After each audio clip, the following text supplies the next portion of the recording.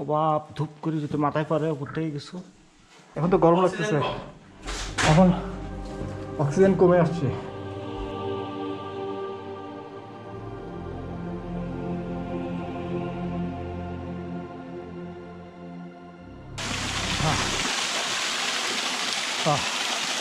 আশা করি ঝর্ণায় এখানে বর্ষাকালে প্রচুর পানি থাকবে। আমরা ঝর্ণাটাতে চলে আসছি, আমাদের গাইড উনি নিজেও এই ঝর্ণায় প্রথম আসছে। ঝর্ণাটার নাম কি জানো? তাবাক্ক ঝর্ণা, তাবাক্ক গুহা। ওই যে আমাদের গাইড, মানে ঝর্ণার গাইড আর কি। এই কাহিনী হলো, আমরা এসে দেখি যে ঝর্ণার পাশেই হচ্ছে গুহা, মানে দুইটা পাশাপাশি, তাই না ভাই? পাশাপাশি। আমরা ভাবছি দুইটা দুই জায়গায়, সো আসলে দুইটা এক জায়গাতেই। এই তো তাবাক্কা গুহা পাশে। সুবহানাল্লাহ। সো এবার আমরা, এ আল্লাহ, এখান থেকে যদি একবার পড়ি তাহলে কিন্তু খুবই সতর্কভাবে নামতে হবে। আমার জুতার গ্রিপ, ও সবসময় হাতে কিছু একটা রাখতে হবে। আমার ভুল হয়েছে, মাথায় লাগানোর ইয়াটা নিয়ে আসা দরকার ছিল। এভাবে হাতে করে, এই হচ্ছে তাবাক্ক ঝর্ণাটা আর কি। তো আই গেস বর্ষাকালে অনেক পানি হবে।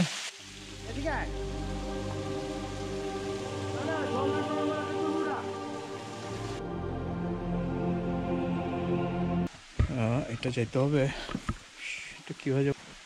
আল্লাহ,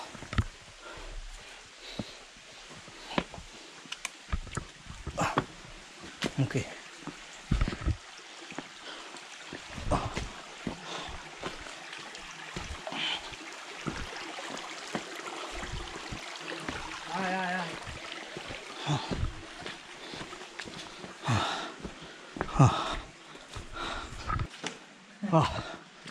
গুহা, এটা গুহার মুখ না? ও গুহার মুখ এটা। আমরা এখন এখানে ঢুকে যাবো না? আপনি ব্যাগ রেখেছেন ভাই? আরে সুবহানাল্লাহ, কেন? কারণ আমি বলি আপনাকে, এটা যতটুকু এখন মানে দুই পাশে চওড়া যতটুকু আছে, যত ভিতর যাবেন তত চিপা হয়ে যাবে।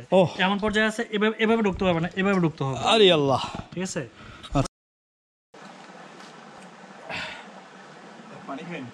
যেখান থেকে আমরা আসছি দিঘানা থেকে, ওইখান থেকে 12 কিলোমিটার পরে একটা স্পট দেয়, জাস্ট তিনটা।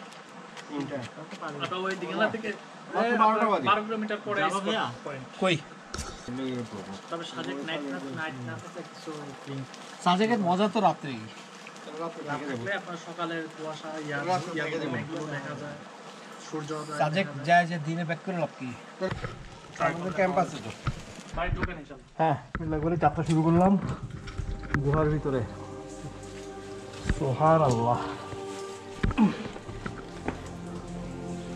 ও আল্লাহ, আল্লাহু আকবার। এটা কি?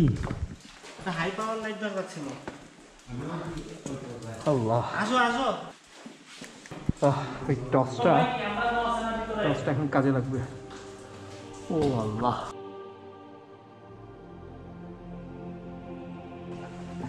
এগুলো পানিতে ক্ষয় হয়ে এরকম হয়েছে। এটা আস্তে আস্তে যাই। ভুল হয়েছে, মশাল নিয়ে আসা দরকার ছিল। ভাইও আগে যান তাহলে।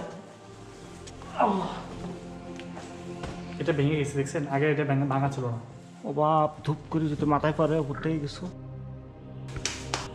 ওরে আল্লাহ, নিচের দিকে সব পাথর আর পাথর। উপর থেকে যে কোনো মুহূর্তে পাথর পড়তে পারে। এদিকে দাও। হ্যাঁ, মানুষ বলে যেতে পারবো না। আস্তে। ওকে। ও ভাই, এটা পড়ে যেতে পারে এই পাশ থেকে। দেখছেন? আসেন। পড়ে যেতে পারে যে কোনো। এই নিচে এগুলো পড়ছে না। ভূমিকম্পের কারণে ফাটিয়ে গেছে।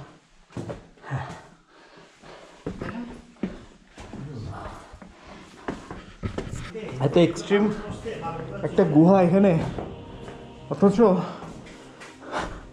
কেউ জানে না। ভাই দেখছেন গরম অনুভব করতেছেন? হ্যাঁ, হালকা গরম এখন তো গরম লাগতেছে। এখন অক্সিজেন কমে আসছে। আমরা লাস্ট বের হয়ে আসলাম। এই হচ্ছে দিনের আলো। লাইটটা নিচের দিকে কর। আল্লাহ,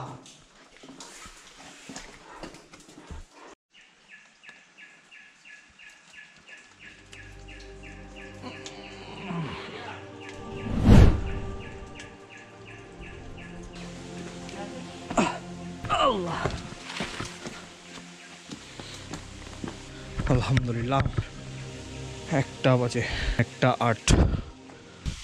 আমরা গুহা ভিতরে ঢুকে বের হইতে আধা ঘন্টার মতো গেছে। আল্লাহ তাআলা পৃথিবীতে অনেক নিদর্শন ছড়িয়ে রেখেছেন, ওনার সৃষ্টি কোনো তুলনাই হয় না।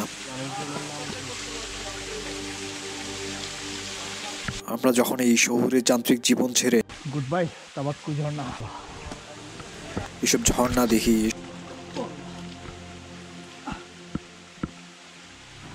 পাহাড়ের ভিতরে অনেক নিদর্শন দেখি, তখন আলহামদুলিল্লাহ ঈমান বেড়ে যায়। আল্লাহ তাআলার সৃষ্টি দেখে মন অভিভূত হয়ে যায়। আলুটা কোথায় লুকানো? ব্যাস। এটা তো আমার জ্যাকেট আনতে যাচ্ছিলাম না, না আমি তো পাতলা জ্যাকেট। আমরা ব্যাক করতেছি। এটা একটা বাড়ি। আমরা একটু রেস্ট নিচ্ছি 2 মিনিট। অনেক উপরে এই যে এই পাহাড়ি আলু, অন্যরকম টেস্ট। বিসমিল্লাহ। খাওয়া যাবে? অনেক ওজন। হ্যাঁ, we are getting back most. আমরা চলে আসছি। মাঝে আমরা অনেকগুলা পাড়া বা বাড়ি পাইছি আদিবাসীদের। ওরা তো শুকর পালে। এই ঘরটা পুড়ে গেছে কোনোভাবে আগুন ধরে। ওরা শুকরগুলোকে বেঁধে রাখে এবং শুনলাম যে এখানে জঙ্গলি শুয়োরও থাকে। আল্লাহ তাআলা আমাদেরকে হেফাজত করছেন, কারণ এই জায়গাটা যথেষ্ট রিস্কি জায়গা ছিল। ঘর থেকে বের হওয়ার সময় দোয়া, সফরের দোয়া, বিভিন্ন রকম আমল করে বের হওয়া উচিত। আল্লাহ তাআলা এই জন্য বিপদ আপদ থেকে হেফাজত করেন, কারণ হেফাজতকারী হচ্ছেন আল্লাহ তাআলা।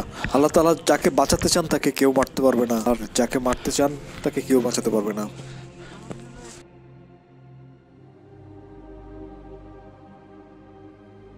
Back to the pavilion. ঠিক 2:45 বাজে। নেই না 5 মিনিট বসে এই সরি আল্লাহু আকবার। ভাতের সাথে কি খায়? বিভিন্ন ভেজিটেবল, এগুলো ভেজিটেবল। আলু, শিম করছে, এখানে পাহাড়ি বা ভেজে এই যে সিম আর হাঁস, এই যে পাহাড়ি হাঁস। Going back. এবার হচ্ছে অনেকটা নিচে নামতে হবে। পথ মাঝে মাঝে উঠার সময় তো উঠে গেছি। অনেকটা জায়গা আছে খুব চ্যালেঞ্জিং। সো এই আল্লাহ,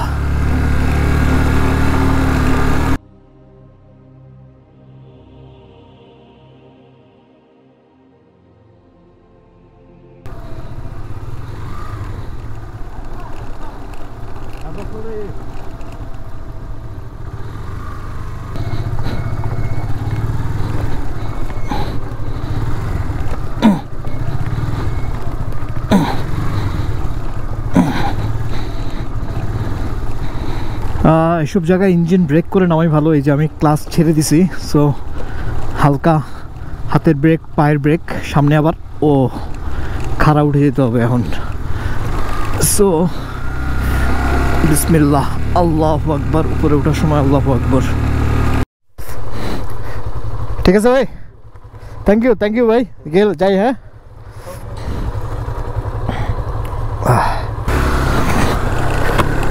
তো আমাদের একজন গাইডকে বিদায় করে দিলাম, মানে যিনি আমাদেরকে ঝর্ণায় নিয়ে গেছে। ব্যাপারে এখানে আসলে একটা ঘটনা হচ্ছে 2টা গাইড। তো 2টা গাইডের প্রথম গাইডটা আমরা যে হায়ার করছি সে চিনে অনলি এবার সে চিনে অনলি ইয়াটা। ও আল্লাহ, কেমনে যাব? বিসমিল্লাহ।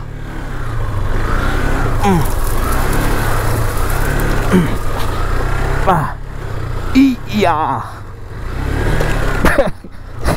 এদিক দিয়ে যাচ্ছি এখন, যাবো কেমনে? ও আল্লাহ, ও শিট, বাইক, আলহামদুলিল্লাহ ডান। ওর কি অবস্থা কে জানে। আবার আপ ডাউন। তো প্রথম গাইড যে তিনি আসিস তার তিনি চিনেন শুধু বাদুর গুহা। তো ঝর্ণার লোকেশনটা জানার জন্য আমরা সেকেন্ড গাইডটা হায়ার করছি। আল্লাহু আকবার। ওরা কি বিদায় করে দিছে ওখান থেকে?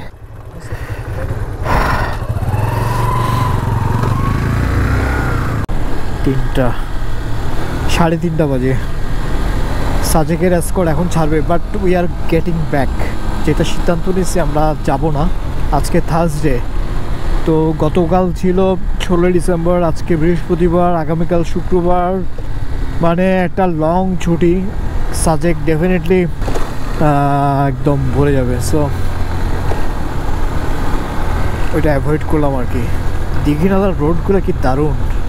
দীঘিনালা থেকে আমরা ব্যাক করতেছি, আমরা খাগড়াছড়ি আর 9 কিলোমিটার আছে, ওখানে কোথাও গিয়ে আমরা নামাজটা পড়বো। জোহরের নামাজ এখনো পড়া হয়নি আসলে, আল্লাহ মাফ করেন। খাওয়া দাওয়া করিনি আর খিদাও নাই অবশ্য, ব্যাক করব, কিন্তু কিভাবে ব্যাক করব এটা ঠিক হয়নি। লাইক আমরা কি মহলছড়ি দিয়ে যাব নাকি ইয়া দিয়ে যাব, এটাই এখনও ডিসাইড হয়নি। নেই, লেটস গো। আঁকা বাঁকা পথ, কর্নারিং করার জন্য দারুণ। খাগড়াছড়ি হচ্ছে আর 7 কিলোমিটার।